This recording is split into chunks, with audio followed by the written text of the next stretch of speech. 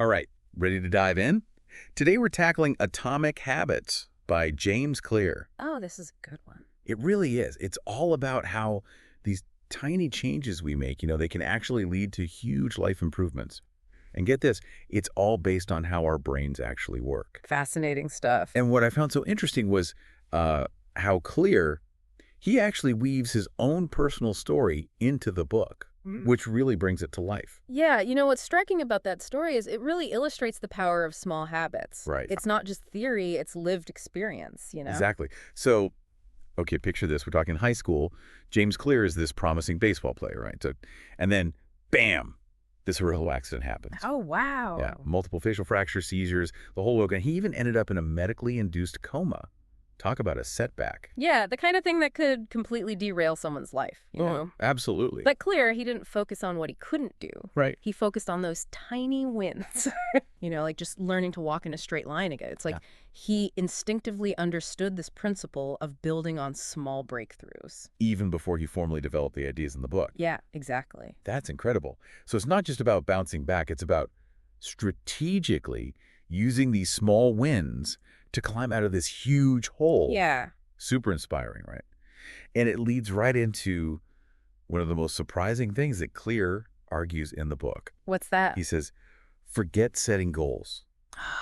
Focus on building systems. Interesting. I'll be honest, when I first read that, I was like, wait, what? Right. It seems counterintuitive. Totally. Because we're so conditioned to think about goals, right? Yeah. But Clear argues that goals are about the results you want, while systems are about the processes that get you there. And honestly, when you think about it, winners and losers often have the same goals. Oh, totally. Right. Like every athlete wants that gold medal. Exactly, yeah. But only one person gets it. So if it's not just the goal, then what is that difference maker? Exactly. It's the system. Okay. It's the daily training, the constant practice, the strategies, the whole shebang. Right. That consistent process, that's what separates the champion from everyone else. And there's something else about goals that Clear points out that kind of blew my mind. Okay, tell me. Achieving a goal, it's only a momentary change. Oh, interesting. Like, you hit the target, great, but what happens next? You're already on to the next goal. Exactly. Always chasing that next high, never quite satisfied. It's like a treadmill. Oh, yeah. You're running, but not really getting anywhere. Totally. And that can be kind of a trap because it makes our happiness dependent on achieving these external markers. Yeah. Clear even says that goals can restrict happiness. Really? Yeah, because it creates this either-or mentality. Either you get the promotion and you're happy, or you don't and you're miserable. Oh, okay. Right. So instead of chasing these external markers of happiness, we should be building systems that kind of make us happy along the way. Yeah, exactly. Interesting. Like, imagine enjoying the process of getting fitter rather than only being happy if you hit a certain weight. Okay. A whole different mindset. Yeah, that makes sense. Yeah. Okay, so systems are key. Got it. But how do we actually go about building them? This is where Clear's 4 stages of habit formation come in, right? Absolutely. Yeah. He breaks down every habit, good or bad, into this really clear framework.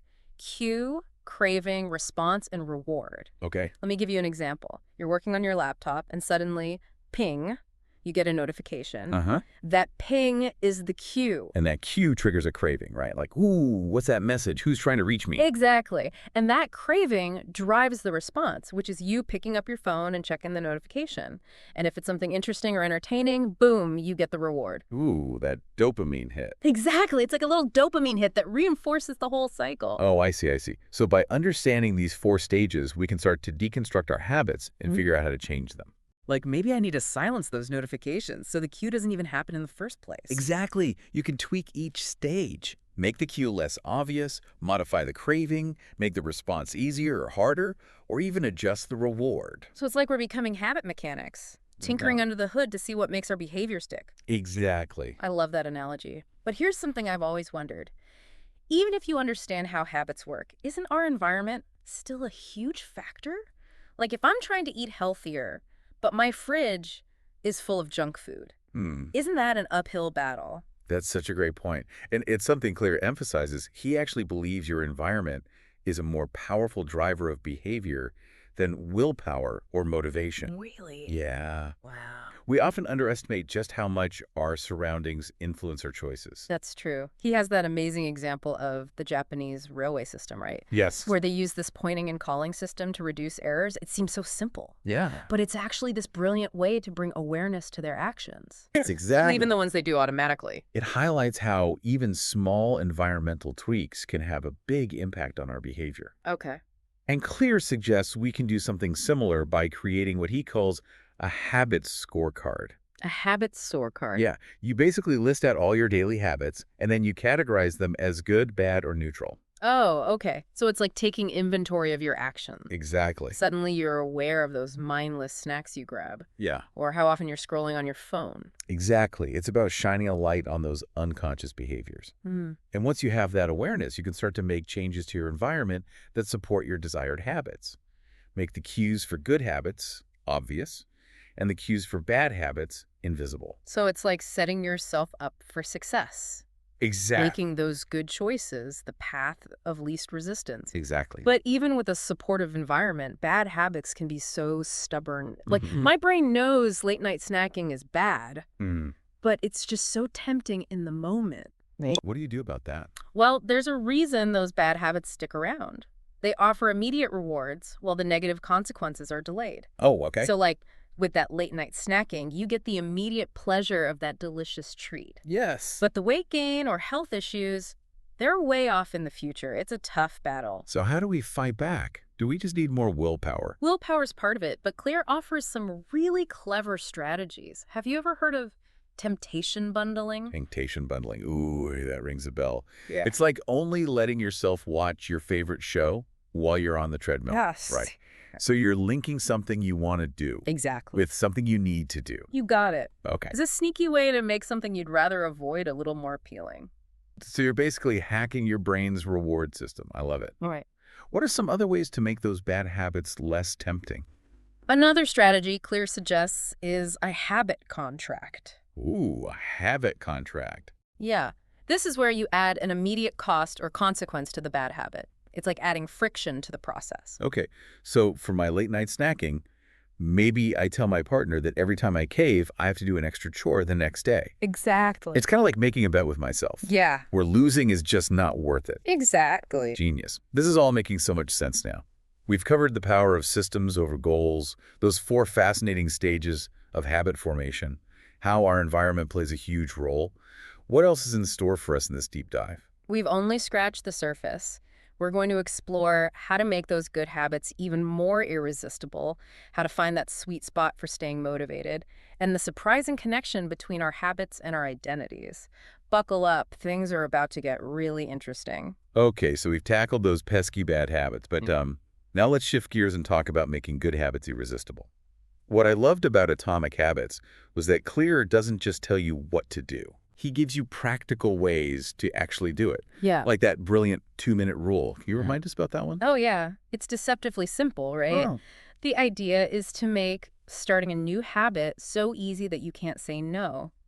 Break it down into something that takes less than 2 minutes. Okay. So instead of aiming for a 30-minute workout, just focus on putting on your workout clothes. Instead of writing a whole chapter, just commit to 1 paragraph. I actually tried this with my meditation practice. Oh, really? Yeah. Instead of aiming for 20 minutes, I started with just 2 minutes a day. Wow. It sounds almost silly, but it really worked. It removed that initial resistance, that feeling of like, this is going to be hard. That's exactly what the 2-minute rule does. It tricks your brain into taking action. And once you've overcome that initial inertia, it's much easier to keep going. You think about those decisive moments that Clear talks about, you know? Yeah. Choosing to cook a healthy meal instead of ordering takeout. Taking the stairs instead of the elevator. Those seemingly small choices can actually create this ripple effect throughout your whole day. It's like, yeah, those moments are kind of setting the trajectory. So our whole day. For your whole day, nudging you towards a healthier, more productive path. Yeah. But even with those easy-to-start habits, isn't there a risk of getting bored? Like, how long can you stay motivated by just putting on your running shoes? That's where Clear's concept of the Goldilocks rule comes in. Okay. It's about finding that sweet spot of challenge that keeps you engaged. Not too hard, not too easy, just right. Okay, so like Goldilocks and the porridge. Got it. Yeah. But how do we actually find that just right zone for our habits?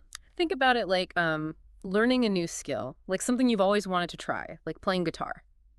If you start with something way too advanced, you're going to get frustrated and probably quit. Right. But if you only stick to the super basic stuff for too long, you're going to get bored. So the key is to find that level that pushes you just enough to keep you learning and growing, but not so much that it feels overwhelming. So it's about constantly calibrating, Yeah. adjusting the habit as you progress. Exactly. If it's getting too easy, maybe you add a bit more challenge, and if it's too hard, you scale it back a bit. Exactly. It's a constant dance I see. between challenge and skill. And Clear makes a really interesting point about this. Even world-class performers, like Olympic athletes, they experience boredom and frustration. Really? The difference is they've developed systems Okay. that help them push through those feelings and stay consistent. So it's not about being some kind of superhuman who's always motivated. Right. It's about having the tools and strategies to show up even when you don't feel like it. Exactly. And that's where the final piece of the puzzle comes in. Identity. Okay. Clear argues that your habits shape your identity, and your identity shapes your habits. So it's a two-way street. If I consistently work out, I start to see myself as a fit person, which then reinforces my habit of exercising. Exactly. Each time you act in alignment with a particular identity, it strengthens that belief. It's like you're casting a vote for the type of person you want to become. That makes me think of the quote, "We are what we repeatedly do." Excellence, then, is not an act, but a habit. Powerful, right. Yeah. Clear suggests we can use this to our advantage by focusing on proving our new identity through action. So let's say you want to be a morning person. Instead of trying to force yourself to become one overnight, start small. Set your alarm 10 minutes earlier and make your bed. Those seemingly small actions start to shift your self-image, making it easier to actually embody that identity of a morning person. It's like you're building evidence for your brain that, hey, I am the type of person who gets up early and makes their bed. And as that identity takes hold, you start to make choices that are consistent with it. Like a self-fulfilling prophecy. Yeah. The more you believe in that identity, the more you act in ways that reinforce it.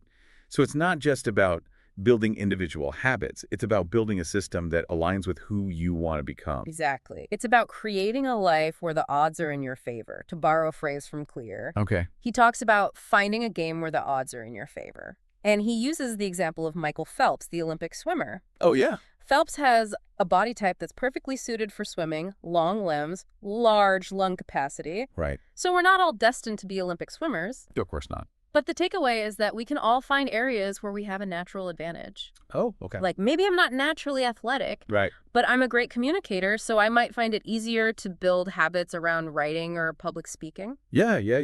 It's about understanding your own unique abilities and finding habits that align with those strengths. Exactly. It makes the whole process more enjoyable and sustainable because you're working with your natural inclinations instead of against them. I see. It's like playing a game you're already good at. Yeah, You're more likely to win, which keeps you motivated and coming back for more. exactly. This is all making so much sense. We've talked about making good habits easy to start, finding that Goldilocks zone, and aligning our habits with our identity. But let's be real for a second. There are going to be days when, even with all this knowledge, we just don't feel like doing the habit. We hit snooze, we skip the gym, we order takeout. How do we deal with those moments of weakness? That's where the concept of professionalism comes in. Professionalism. Yeah. It might sound strange to apply that to personal habits, Yeah. but Clear makes a great point. Professionals stick to the schedule, amateurs let life get in the way. So it's about showing up consistently, even when we don't feel like it, like treating our habits with the same commitment we'd give to a job. Exactly. Professionals don't wait for inspiration to strike. Right. They simply show up and do the work. Okay. It's about cultivating that discipline and making it a non-negotiable part of your routine. That's such a powerful mindset shift.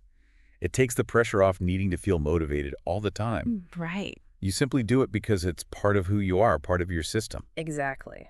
And think about it. How often do you regret doing a workout even if you had to drag yourself there? Honestly, never. Yeah. It's always that initial hurdle that's tough. Once I'm actually doing it, I'm always glad I showed up. It's the same with most good habits. Yeah. We rarely regret doing them, Right. but we often regret skipping them. Yeah. It's about building that trust with yourself, knowing that even when you don't feel like it, you'll feel better afterward. So the key is to just show up, even when the motivation isn't there, Yeah. to trust the process and let the motivation follow. That's a great way to put it. Clear emphasizes the importance of falling in love with the process, with the repetition, even when it feels boring. Right. Because it's that consistency, that dedication that ultimately leads to mastery. I'm feeling seriously inspired to up my habit game. This is all so insightful. We've covered some powerful strategies from Atomic Habits today. Tiny changes leading to big results, the importance of systems over goals, the 4 stages of habit formation, and how our environment and identity play a huge role. And we've learned practical techniques for making those good habits irresistible and those bad habits less tempting. But before we wrap things up, I think there's one more crucial aspect we need to discuss. We've been talking about all these amazing strategies from Atomic Habits, but one thing that really stuck with me was this idea that our current habits are shaping our future selves.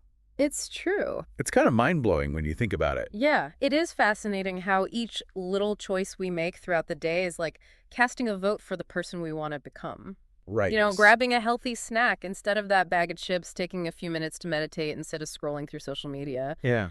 Those seemingly small actions, they really add up over time. It's like we're building momentum either towards a healthier, happier version of ourselves or, well, the opposite. Exactly. And the more we repeat those actions, the stronger those neural pathways become, making it easier to keep making those choices. So if our habits are like votes for our future selves, what's one habit you would encourage our listener to start building today, one that could have a real ripple effect in their life? That's a great question. It's so personal, isn't it?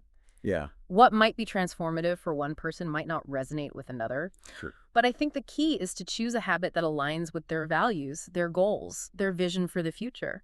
It could be something as simple as taking 5 minutes each morning to write down 3 things they're grateful for, or Mhm. maybe it's committing to learning a new word every day. I love that it doesn't have to be some massive life overhauling change. Yeah. It's about those small, consistent actions that over time can lead to remarkable transformations. Yeah, it's like that saying, the journey of 1,000 miles begins with a single step.